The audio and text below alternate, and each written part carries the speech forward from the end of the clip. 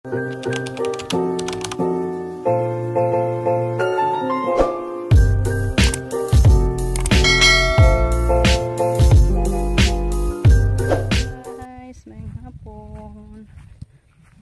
sa bayan guys, naghatid kami sa Limoncito. Diretso na lang kami dito sa kay Papa. Oh, Mandila. Hapon pa.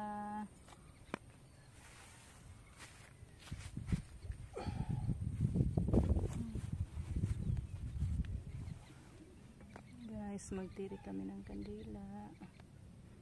Salamat tayo ni Papa guys sa mga benta sa ating Limoncito.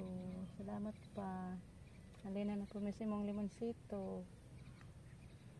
Biligyan po yung taon. Pag 20 naman lang kilo pa. Brato man.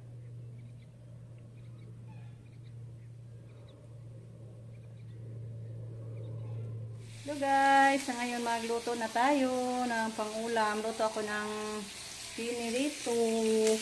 Kaya mag-iskabitsi ako guys. Ito na po yung ating isda. Dito na ako guys. Thank you po pala kay Mami Odi sa ating isda. Yan, nag-slice na ako ng mga pangsahog. Yung ricados natin. Red onion, garlic, ginger, saka carrots. Hindi na ako bumili ng atsal guys. Akala ko mayroon pang bunga yung atsal ko. Ito na lang guys. Oh. Loya. Nalognas na yung atsal ko guys. Kaya kailangan na naman magbalik na tayo. Magtanim na naman. Nagluyong kasi si Rico ng sili din. Hindi man tumubo. Bad luck yung pagpangano natin. Pagpanluyong. Hindi naka-timing kasi palaging ulan. So tapusin ko na lang tong pag-slice ko muna sa mga ricados guys. Kaya parang luto na yung ating isda. Tama na to. Opo na yan guys. Hello guys. Ayan, nagsimula na akong magluto sa ating iskabitsi. Ginisa ko muna yung mga ricado. Andyan na yung ginger, garlic, sibuyas, red onions. Kaisunod ko na lang din yung ating carrots. Ayan guys. Bukog nag-iro. Noon siya na rin. Masarap nito guys.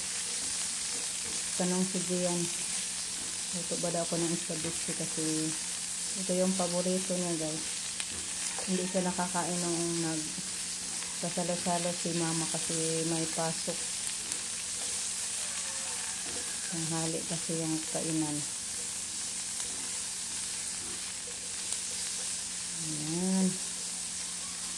Ayan, ilagay ko na lang yung ating atsal. Loyas itong atsal guys. Ay, kawawa yung atsal. Hindi na ako bumili. Akala ko mayroon pang atsal doon sa garden natin. Ayan na. Maliit na lang mga bunga. Ayan. Kunti na lang tinuhasa. Ayan. Anuhin na natin. Lagyan na natin ng sabaw.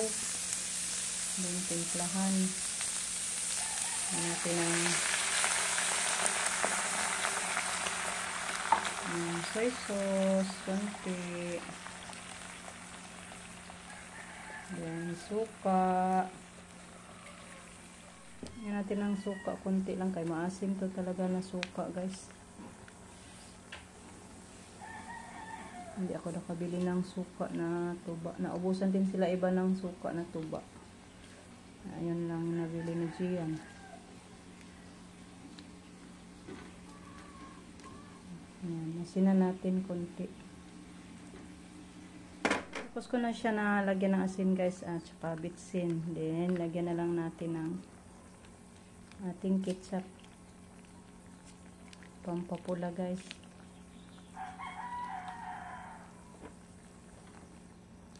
Kumulo na.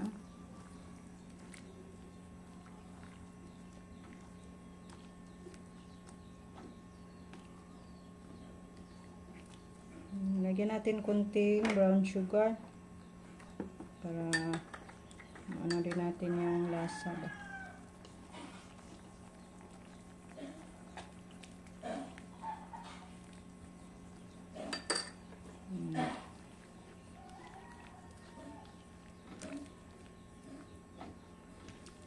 Sarap sa sabaw nito guys, ang bahog.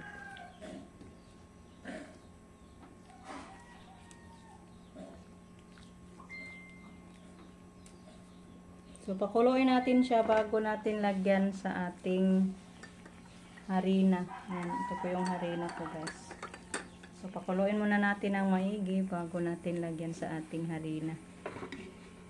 Ayan, ilagay na natin yung ating mix na harina kaya para maging lapot-lapot din ng ating ano guys. Ating iskabitsi.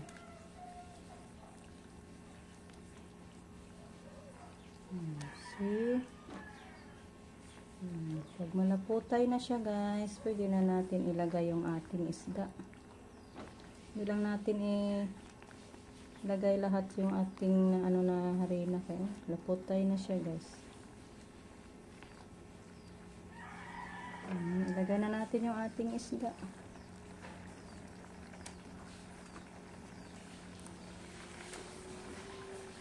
Thank you so much again kay Ma'am Yuli sa isda. Kain naman tayo ng masarap na ulam. Thank you so much, Ma'am.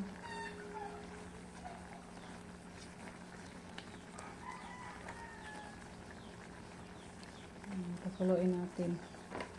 Takpan natin sandali guys. Then baliktarin natin mamaya yung ating isda. Ito na guys. Luto na. Bigyan natin si Mama ng dalawa.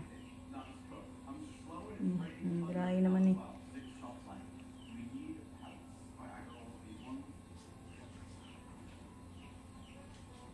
Bigyan natin ng gulay-gulay. Kira kay mausik mo na. May sabaw. Dah, naman po yung uwan. May kulog na naman guys. Mura magamay na kong sabaw.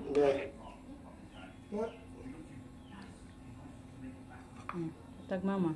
Ahog-ahog ba? Natin ni Rico guys yung kay Mama. Magsukat na tayo nito.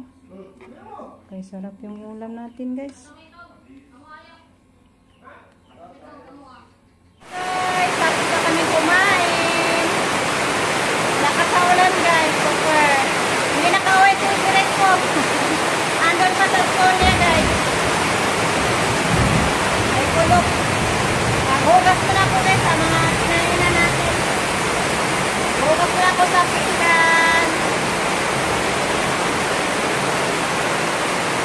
Kanina pa ito guys, parang 1 hour na yung kalakas sa ulan.